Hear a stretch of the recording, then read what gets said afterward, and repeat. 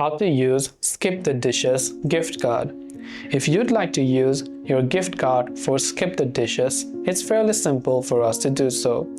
All we have to do is launch the Skip the Dishes application and make sure that you sign in to our account.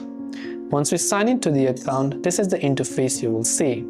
So, tap on the profile icon from the top right hand side of the screen. Once you tap the profile icon from the top right, you will see all this type of option. Here what you want to do is simply go to the option called gift cards and tap on it. Now here it says redeem your Skip gift card below. So here in the box that says claim code, enter your gift card code. Once you enter your gift card code, you'll enable the redeem button here. So as long as the gift card code is correct, you'll be able to redeem your gift card. This way you'll be able to use Skip the Dishes gift card. I hope that this video helped you out. If you have got any further questions, feel free to leave them down below. Thanks for watching till the very end of this tutorial and see you soon in the next video.